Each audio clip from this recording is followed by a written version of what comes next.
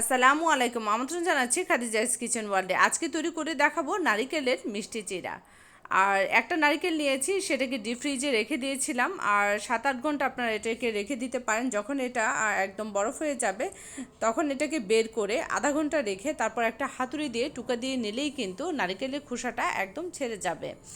আর এভাবে ছুরির সাহায্যে আপনি ছাড়িয়ে নিতে পারেন। আর নারিকেলের যে পাতলা একটা আবরণ আছে, সেটা চাইলে আপনার পিলার দিয়ে ছাড়িয়ে নিতে পারেন, আর চাইলে ছুরি দিয়ে সেটা ছাড়িয়ে নিতে পারেন।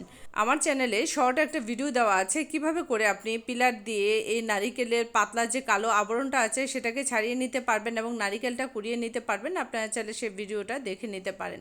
আর আমি একটু পিলারের সাহায্যে যে কালোর যে আবরণটা আছে সেটা ছাড়িয়ে নিয়েছি, আর নারিকেলটাও আমি পিলারের সাহায্যে কুড়িয়ে নিয়েছি।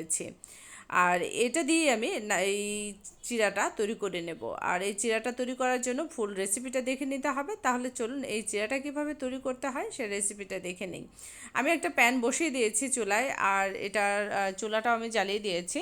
আর নারিকেলটা এখানে দিয়ে দিচ্ছি।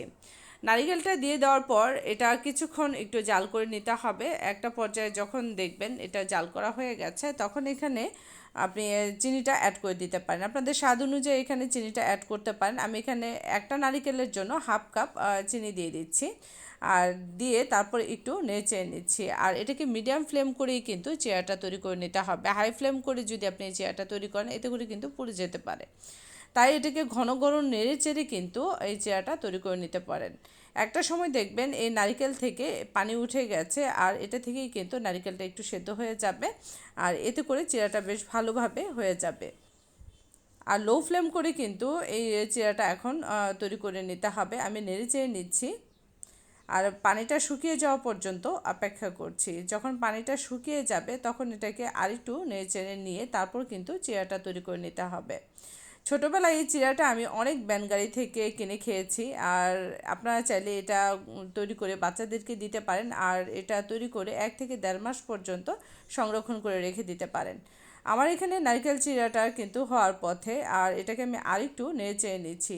এটাকে আরেকটু নেড়ে চেড়ে নিলে দেখবেন এই যে চিনিটা আমি দিয়েছি সেটা নারকেলের গায়ে থেকে অনেকটাই ছেড়ে দেবে এবং নারকেলের গায়ে অনেকটা থেকে যাবে। আর ঠিক যখন এরকমটা হয়ে যাবে, তখন চুলা থেকে নামিয়ে নিয়ে ঠান্ডা করে তারপর আপনি চালনি দিয়ে চেলে নিতে পারেন। আমি দেখিয়ে দিচ্ছি সেটা আপনারা কীভাবে করবেন। আর এই চিড়াটা ঠিক এরকমটা থাকবে ভেজে নেওয়ার পর। ঠিক এভাবে করে আপনারা চেলে নিতে পারেন। নারিকেলের চিড়াটা তৈরি করা কতটা সহজ সেটা রেসিপিটা দেখে নিশ্চয়ই বুঝতে পারছেন। তাই আপনারা এই নারিকেলের চিড়াটা তৈরি করে নিতে পারেন খুবই সহজে, এবং বাচ্চারা খুবই পছন্দ করবে। আজকের রেসিপিটি ভালো লেগে থাকলে লাইক, শেয়ার এবং কমেন্ট করতে ভুলবেন না। এরকমই নিত্য নতুন রেসিপি পেতে নোটিফিকেশন বেলটি অন করে রাখবেন। অলরেডি যারা আমার চ্যানেলটাকে সাবস্ক্রাইব করেছেন তাদের সবাইকে আমি ধন্যবাদ জানাচ্ছি।